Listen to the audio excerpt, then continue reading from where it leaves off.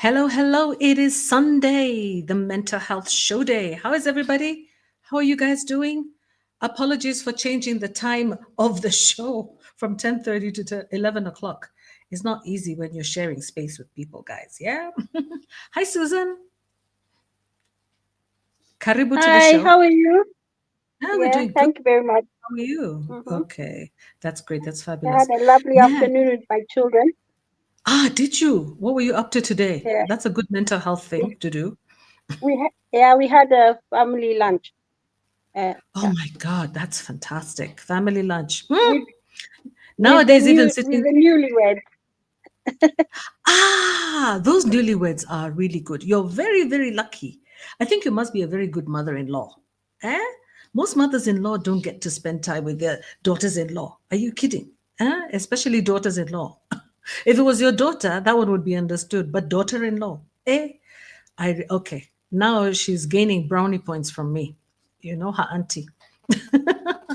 Tell her that she's already earning points. Yeah, that's really fantastic though. It's so nice because you see those are some of the things that we don't realize, that the relationships in family, that you have with your children's spouses is so important for their own mental health and your own mental health, isn't it? You can tell us more about that. Yeah. Yes, I agree. Yeah, certainly. Yeah. It's you need to work Yeah. hard on it, and you know, because you now, I mean, at least the African way, they're a member of your family, and um, she's my child now. So instead of having Just three, I have four imagine. children. I have You four have four children. kids. Yeah, Eh, yeah. The envy is too much. That is fantastic.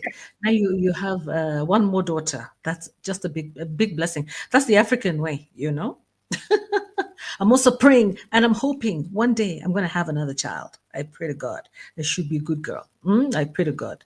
And it's not easy. I know it must not be easy, but it must be fun also. So, anyway, for you guys who are joining us on our live stream, welcome. Some of you could be joining us from Facebook or YouTube or Twitter, or, well, it's not Twitter anymore. It's X, isn't it? Yeah. Somebody was joking that it's X ray. But anyway, welcome. So today we have a very interesting topic. It's about how do we deal with life's challenges, and are they affecting our mental health? How do we cope with things like loss, anxiety, depression? With loss. Because some of these things can actually trigger. They can trigger feelings of anxiety and depression and things like that. Apparently, mental health is a big issue. It's a big, big problem. I just heard a statistic today that 1 in every 10 Kenyans in this country has a mental health issue, you know? And what are some of the mental health problems that have been so far? So, apparently, there's over 250 types of mental health issues. That's of mental health disorders, actually. Yeah. And they're actually categorized into different things. So for example, they say that there are anxiety types. There are anxiety disorders, there are bipolar disorders, there are depressive disorders, there are psychotic disorders. Yeah. And they all come, like, for example, depressive disorders can either be major or they could be persistent. Psychotic disorders can also be different types. There could be schizophrenia. And they all need to go through various types of investigation. Then there's anxiety, there's bipolar 1, there's bipolar 2. So apparently what happens is that there are various categories and subtypes of disorders. People have categorized these things. That's how there are 250 of them. My goodness. So, and other mental disorders that we think that are very light are things like OCD. We keep talking about, oh, I think I have OCD. People who are always wanting to organize themselves. You have OCD, anxiety. Welcome, fear. Yeah. Or depression. And some of the things that we've been warned about is that we should be careful about not misusing these mental disorders. Don't misuse the terms of these mental disorders. Like, for example, you'll hear people, like, let's say, in the media say, oh my God, this weather is schizophrenic, or this weather is bipolar. So we're not supposed to make jokes about disorders like this. Or, so, for example, if you have a tumor that's growing, you're not going to say, oh my God. I mean, let's say you have like a bump somewhere. Okay. You're not going to say, oh my God, this looks like a tumor.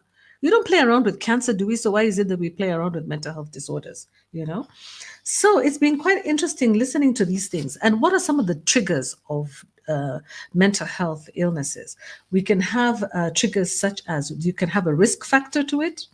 You could be predisposed, or you could have, you can either have a risk factor, or you could have a trigger. That means that you could have been gone through trauma such as assault, infidelity, abuse, those kinds of things. Yeah. So I mean, I'm kind of like summarizing a very, very wide topic, but bringing it back home to us. Let's talk about how the last year, the years since COVID have been really, really difficult for us, hasn't it? Most people have experienced a lot of trauma. Either it's, failure in your business or difficulty with your business, loss of a job. It could be a breakup. You could actually have broken up because of the stress that you experience. It could be actually loss. Even COVID, there were so many people whose lives were lost. Some people lost their grandmothers, their great grandparents, their spouses. People lost their lives. And even if you didn't lose a relative, just the news about these losses were a big trigger during COVID. So I think during COVID period, I think the number was more than 1 in 10 who had a mental health disorder. So basically, mental health is an issue, and in one of the biggest problems with our mental health, with mental health, with talking about mental health, is, as you know, stigma.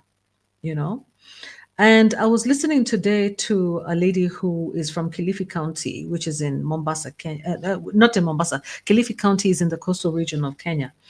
And she was talking about there's this project that's called the Wall of Mental Health Stigma. Okay.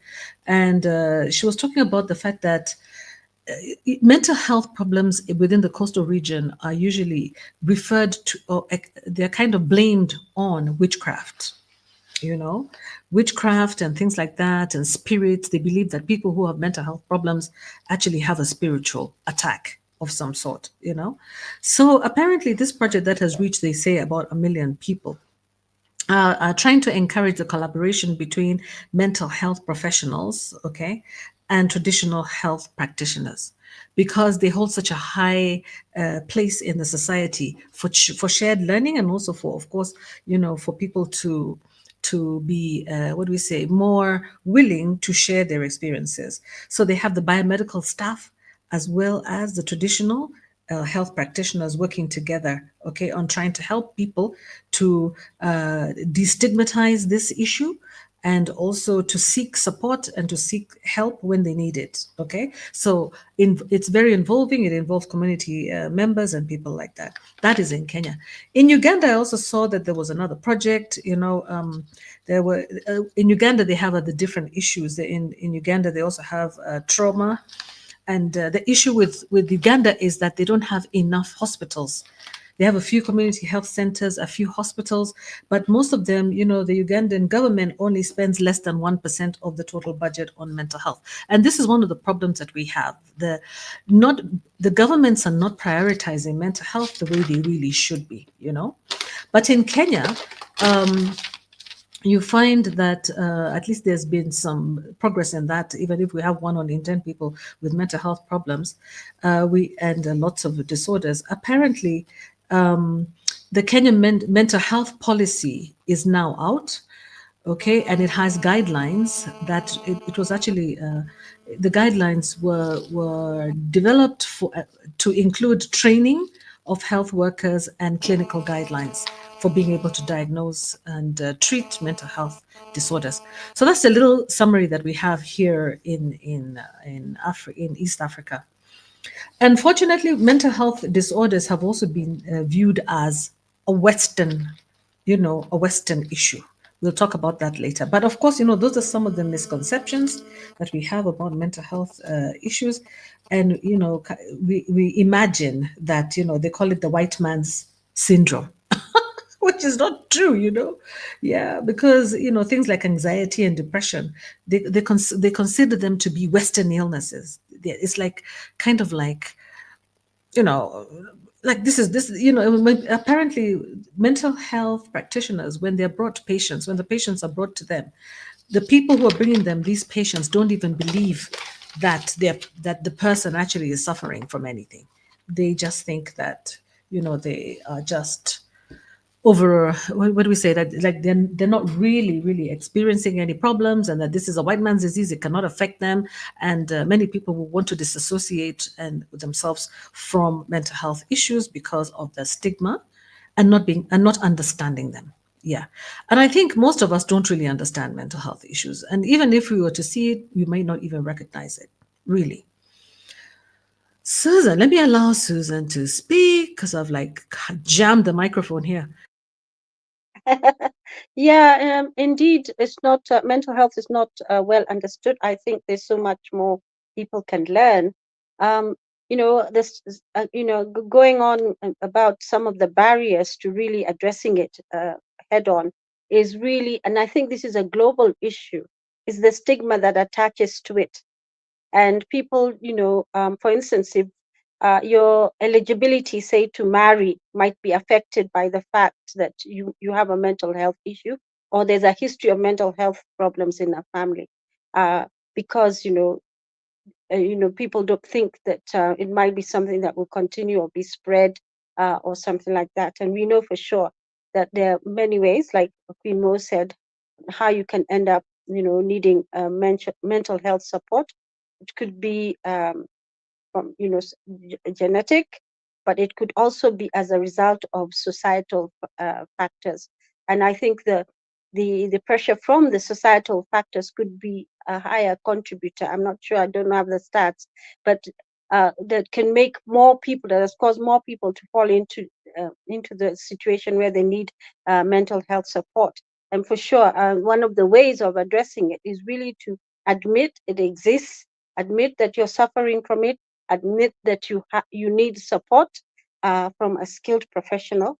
And you don't have to go hiding to the still in Kenya, for instance, some of these institutions that take care of institutional care of people with mental health problems are whispered about. It's not something you go and tell people about, and yet they're doing remarkable work. Because I think the world we live in today is moving really, really fast. Things are changing really, really fast. When you talk about various transitioning, and being able to understand and process information in a way that is healthy for you, we need that support. Our education system, everything is stressful.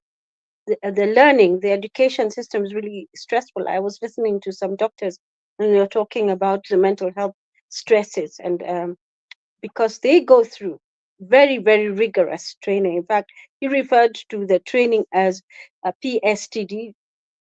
No, PSTD. He was saying, no, PTSD, post-traumatic stress disorder. He was saying it's so stressful and it's so hard. And they For go sure, through this doctors. very, very, 7 years, doctors, eight yeah. years of training. And that's just the first part. And if you want to go and specialize, you can take another 10 years or so. So you're you're literally in school for up to maybe perhaps the age of 35 if you decide to do something like neurosurgery. And it's very, very, very stressful training. um, and he described it that way. And yet at the end of it, after all that rigorous training, you come out of school and you're not absorbed into the employment system. You can't find a job. Interns are lining up, looking for, waiting for jobs. Actually, in Kenya, they have to bribe. Apparently, they have to bribe to get positions. Some of them, not, let's say not all of them, but some of them have to bribe to get positions. And you get into a situation where somebody's taking advantage of you because of your desperation to work, um, Mm-hmm. and something like that. So it's very, very stressful. So they go through this really rigorous training, and let's just say that all education can be that way. Some degree courses or training courses are more stressful than others, and you have to deal with that. And then you come out of the job market.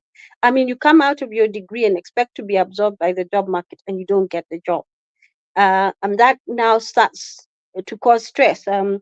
If, in fact, mostly between, if one finishes the degree and doesn't get work within 10 to 12 weeks, they start to have some sort of, manifest some sort of mental health problems. They can become very, very stressed and stuff like that. So we need to, address those gaps, address those issues very, very seriously and frankly, because that type of stress, it can be experienced by anybody, and as Queen Mo talked about loss, and there's so many losses that we can have. We can have loss of a partner, that's in a marriage.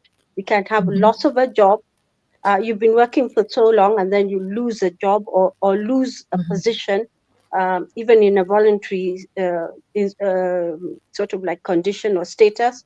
But it's something that you've been doing continuously and it's been engaging you, a lot, and you lose that position. You can lose,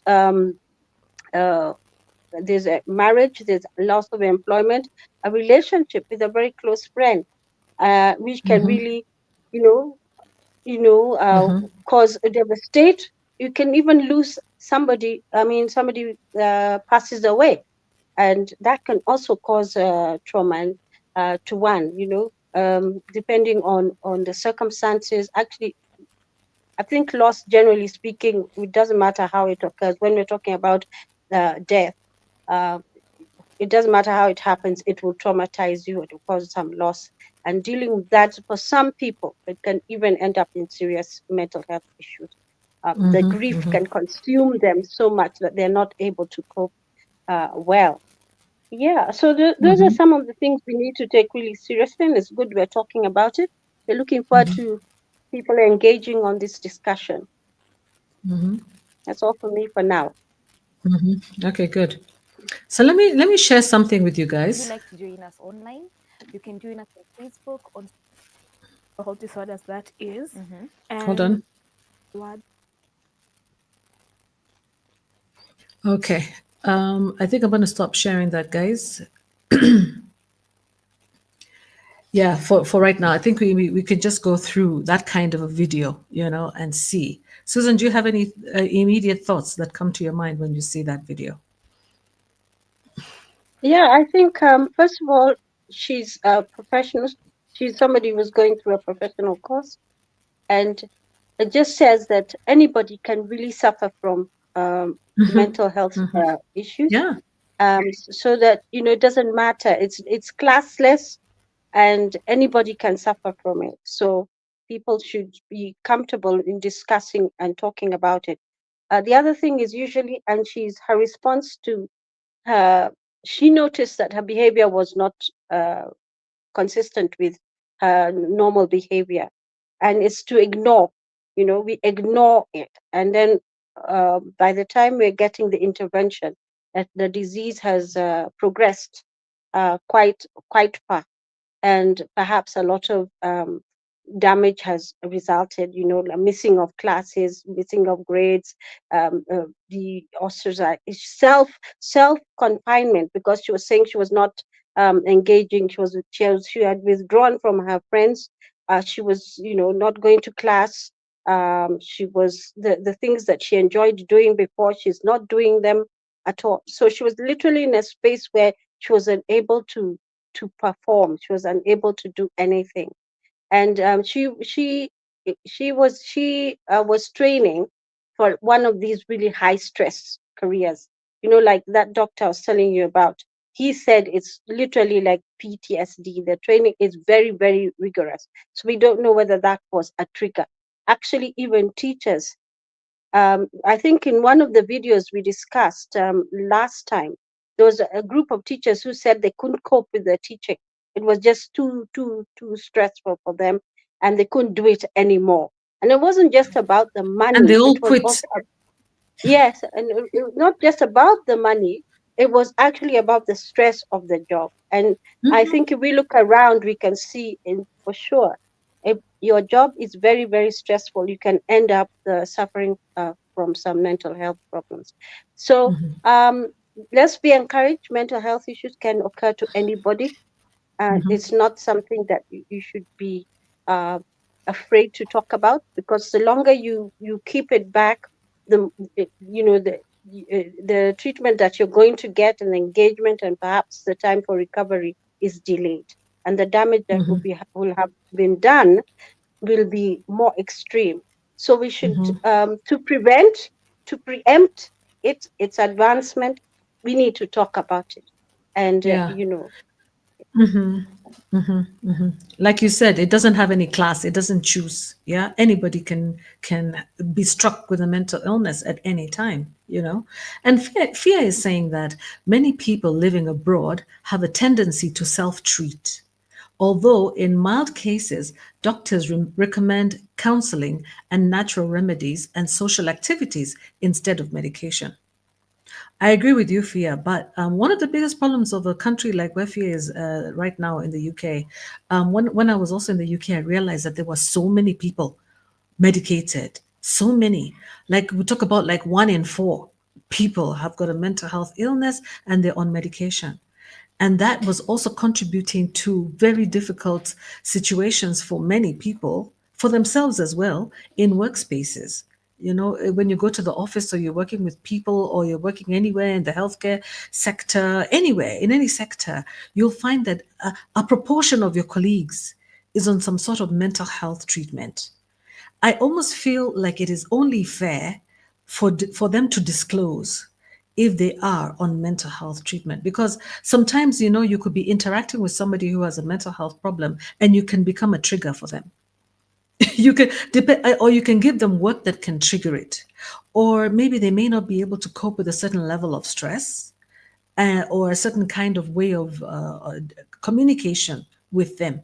Again, also, it's good for colleagues to know when other colleagues are experiencing mental health disorders, because also I think it also kind of like alleviates the stress of the colleague themselves. The person who is not affected by this disease is also understanding that the reactions of the person who they're working with closely. Like, for example, you hear people easily say in the office, oh, I'm diabetic. Actually, I'm fighting cancer. But you'll almost never hear someone say, I have schizophrenia, I have bipolar disorder, I'm struggling with depression or anxiety. It's very rare to hear that. Yeah. So you might actually have certain expectations of your colleagues, or even misunderstand them, and it can also cause friction and stress. But I don't know when we're going to get to that point when we actually start disclosing self-disclosure. You know, yeah, I think. And it's important, by the way. It is so important. In fact, I was looking at long-term unemployment, and I was looking at a situation where somebody has been employed and then they lose their job. I think Louis, for instance, Louis, uh, one of our members in this podcast, and he said that he lost his job. And some of the things that they were talking about is that it has a strain on family relations. And for some people, it's so bad that the marriage itself just collapses because of the change in income, the loss of income. It starts to cause a problem. And then the other one is loss of respect. You feel that you can't interact with your peers, you can't interact with your family, you can't interact with your friends because you feel embarrassed. You can't really say, I can't really afford to come here, I can't really afford to go there. So you find you're experiencing a loss in like social status because you don't have the economic means to continue. And then there's a sense of hopelessness and helplessness, which leads to some form of desperation. And when people are desperate, they can do so many things which are out of character. Then there's also, even if you get work, it's very difficult for you to resume work because the mindset is not correct.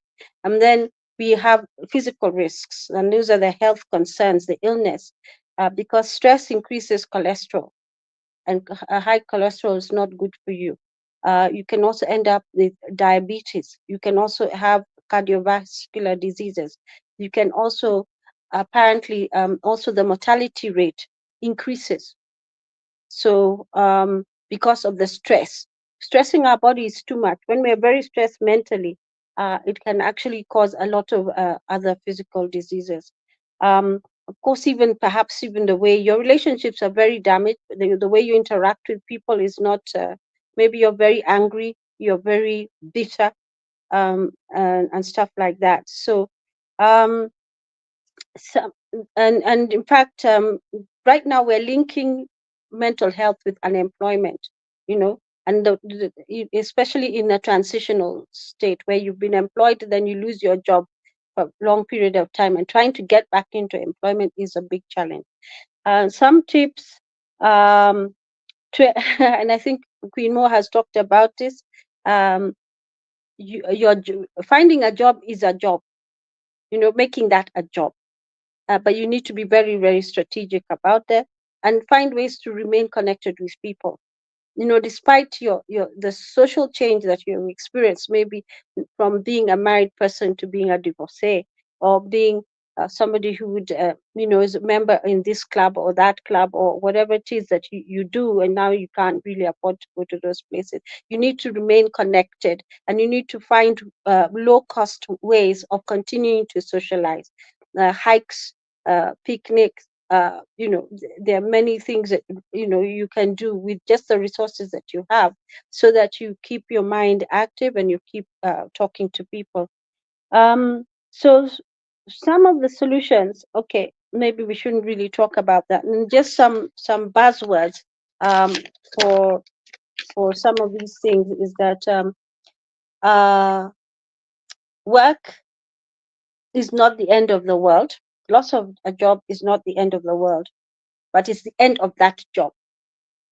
So you have to have that mindset that it's the end of that job. It's not the end of the world. So it's at the end of a phase in your life, and everybody's journey is different. Doesn't matter. Your journeys are different. The second one is you manage your emotions, because when you're really angry, especially like I think one of the videos we watched last time where this lady was just, the tap literally was just turned off. That she no longer had a job all of a sudden. You can be very, very bitter, can be very, very angry. You can say things which might damage your career, your professional life. So they advise that you manage your emotions. So, just take a beat. Take a beat. Yeah, so you don't allow your emotions to overtake your behavior. So it's better to just be on the quiet side on that, after it happens, just to absorb what is happening, take time to heal. And actually, I think that is a good strategy, because it's something that I've experienced. We were doing something voluntarily in a church institution, and suddenly and this was something we've been doing for like 25 years. And then all of a sudden, things changed, and there was no transition, nothing. And this was something that we were Just a doing that was, break. it was engaging us so much. I mean, we were, it was taking a lot of our time, a lot of our attention, a lot of our focus. And all of a sudden, a decision is made. No talking, no feedback, no discussion, just over. So when you talk about taking a break, taking a step back, managing your emotions, don't talk about it, just think through the process. I think it is my own experience is that it's something that's very advisable to do, because at that point in time, you're dealing with so many things, and it's actually grieving, literally grieving. You're dealing with loss, serious loss. Yeah, a form of post-traumatic That is a trigger. stress. Yeah, so it's very, you've been doing something for so many years, and then 25 years. that happens. Like this lady in her Yeah, 11-year job. yeah, yeah. That's a very long time. And for women, we say, or men will say, oh, it's taken up my youth, my commitment, my youth, my resources, my relationship with the family. They've had to know that during this time that you're doing this volunteer work, and that you're not available for ABCD. So you've had to do a lot of negotiation with the people around you and stuff like that. The impact, Yeah. and It's like a divorce, Yeah. You're divorced So from your yeah, job, or you're divorced from your volunteering activity, yes, Separation. You're separated from it after yeah, 25 years. without transitioning, without any discussion. Then the third thing is to learn from the situation. So, for instance, what do you learn from the fact that you've lost that job? What is that you learn? And one thing that I have learned is that it's important to have many, uh, more than one, say, volunteer thing, one hobby, one thing that you enjoy to do. And don't put just all your focus on one thing so that you're able to continue to relate in that space, even though not in the same way. So, for instance, if it's, I think we'd say, don't put all your eggs in one basket. But but for people who are very single-minded, it's difficult to think that way. Actually, that's the best advice. That's a lesson.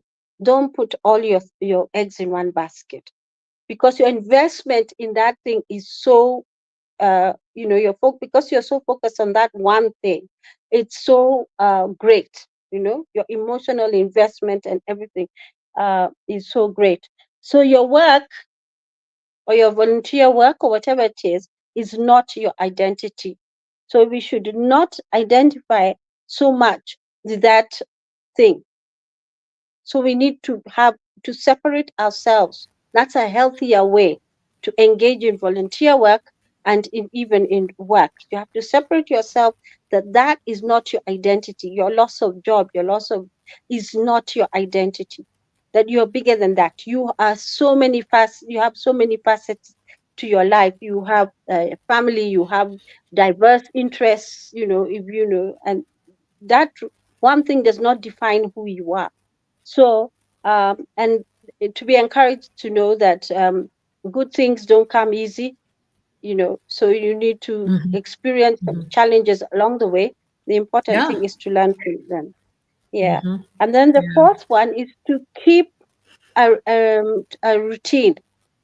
The tendency when you are devastated is to get into bed and bury yourself in your blankets and not get out, and because of the shame, the guilt, the annoyance, you're so angry, maybe you're in shock. I mean, for Mhm. instance, we were in shock. We experienced some sort of shock, and Mhm. yeah, you're just in shock, so you're not able to really articulate what you're feeling, or explain it. You're so confused, the unanswered questions. So the important thing is to keep to your regular routine. Get up, do some exercises, do ABCD, something that's going to keep your mind active. Sit down, read Mhm. the paper Yeah. for 1 hour, do some crossword puzzles, some word games or whatever it is, Sudoku. So is it called Sudoku? And I yeah, don't you know know what. what I'm talking about. Yeah, I Mhm. don't do Mhm. that one. I I like know the crosswords. Jenga.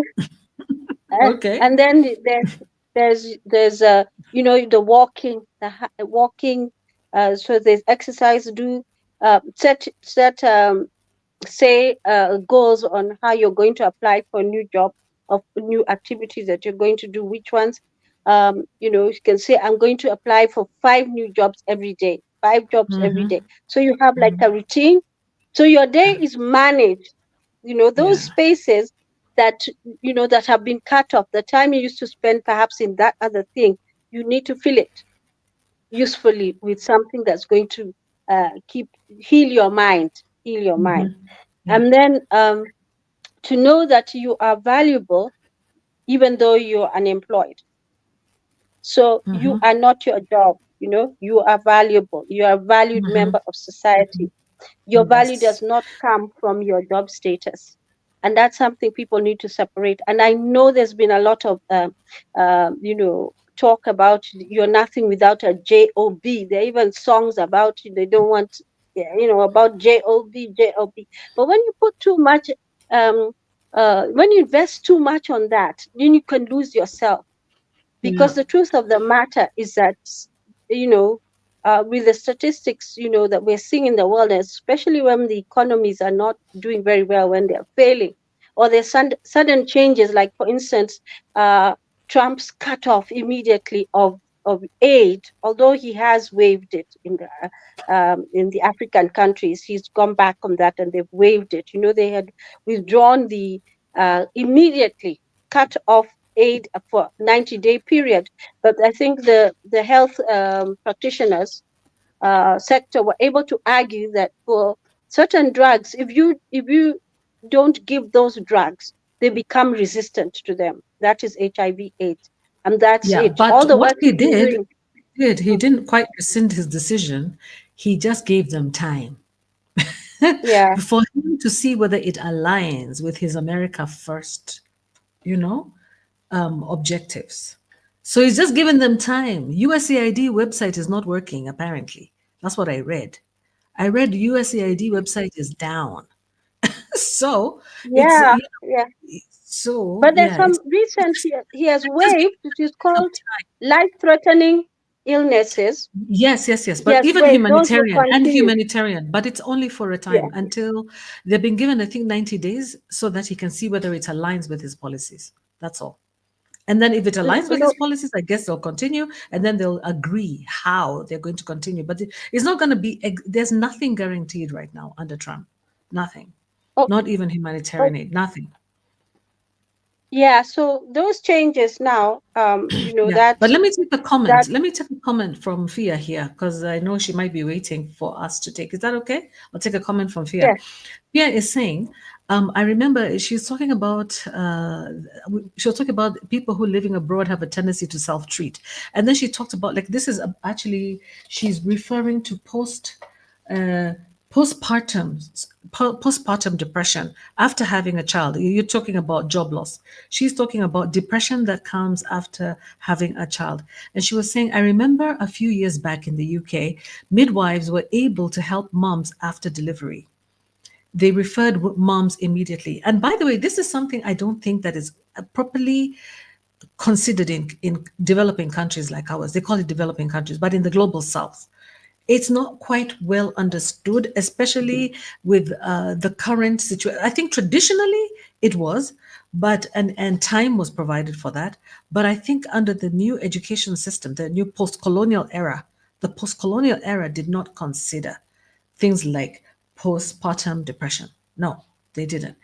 Especially if you look at things like 6 week leaves, 2 months, you're going 2 months on leave. This is crazy. I mean, then you're left with listening to babies crying next door because their mothers had to go back to work after 2 months or after 3 months. And in countries like the US, it's after 6 weeks. After 6 weeks, it's as if you've given birth to a litter of puppies. Eh? It's just ridiculous. So, yeah, thank you very much, Fia. That's a very important comment. Susan, go ahead. yeah, yeah, that postpartum depression is really real, and I think the doctors observe a tendency toward it, and then they tell the nurses to watch the patient, and sometimes they separate the child and the mother because they realize the mother is suffering from mental health reasons. So they're very responsive and they're very sharp usually to watch because they can even literally fling without much thought, they can harm the child. So it's something that's taken really seriously. Yeah. So just the fifth of these points was that you must trust that doors will open. So you should have hope and trust. So at the end of it, you must have hope and trust. And so there are 5 points. One, it's not the end of the world. The job is just the end of that job. Two, manage your emotions so that you don't end up messing up your career because of being so angry or even plotting revenge and harm, and ending up in a mess and blacklisted.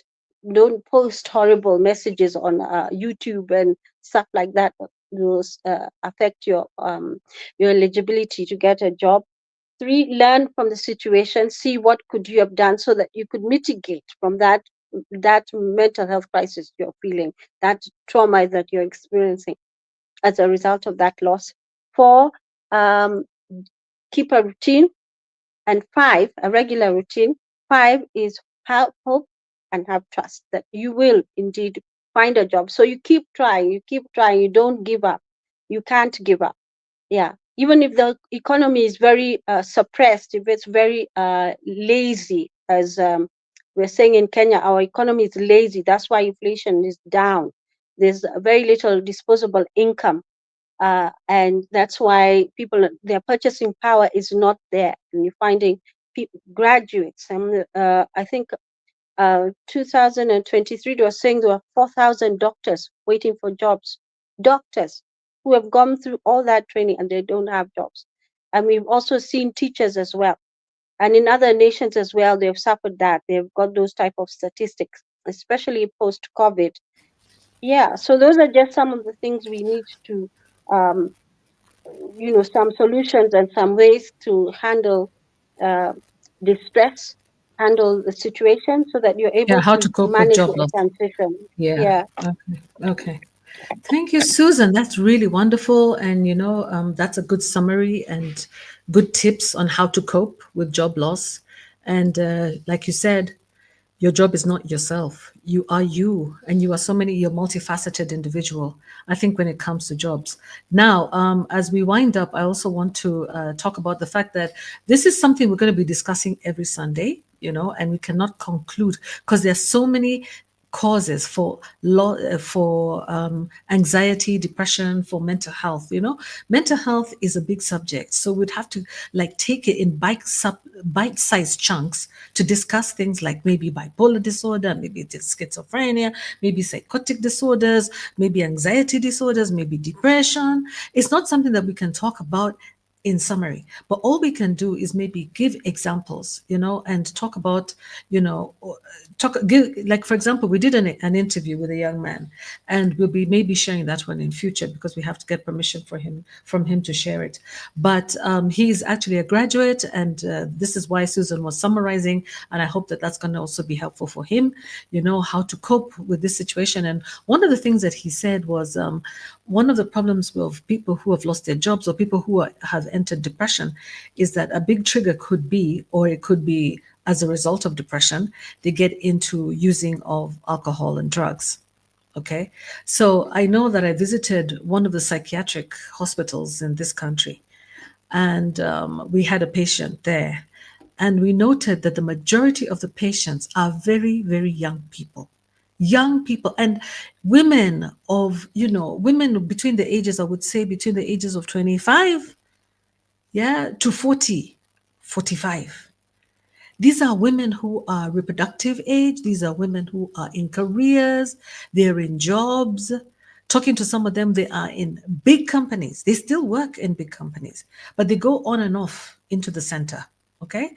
There are lots of people right now who are suffering from mental health disorders, mental health challenges, and some of the triggers are stress from relationships, from also from drug abuse. A lot of the ones who we saw, we were told or we found out, and some of them even self-disclose. Okay, they'll tell you it's because of alcoholism. So we have to be very careful about, especially as women, we have to be careful, with controlling consumption of alcohol, not to make it don't become a daily drinking officer, DDO, they call it in Kenya. Huh? Don't be a DDO. Be careful with your alcohol. Be careful. Know that it can actually lead to you losing your mind. You don't want to lose your mind. Especially you have children. Even if you don't have children, you're a young woman. You don't want to lose the quality of your life. You don't want to find yourself institutionalized, medicated all your life because this drug or this alcohol went and messed up with your mind. But a lot of this is also happening because people are lonely and depressed. Loneliness is a trigger. And especially in the diaspora, you have to be careful about that, about loneliness and things like that. These can be triggers. But I think we're going to discuss this in future in future programs, because Susan, we're going to be winding up. I want to inform you. I myself, talking about mental health, I actually have a patient, not a mental health patient, but I have a patient I need to look after, and she wasn't very well today. So I'm going to actually close off within the next 5 minutes. But just final comments is just to tell you guys that, don't stigmatize yourself. If you feel like if you feel like you're coming down, let's call it coming down with a mental health illness, or that you're diagnosing yourself with a mental illness, like Fia is saying here, you're self-diagnosing with a mental health illness.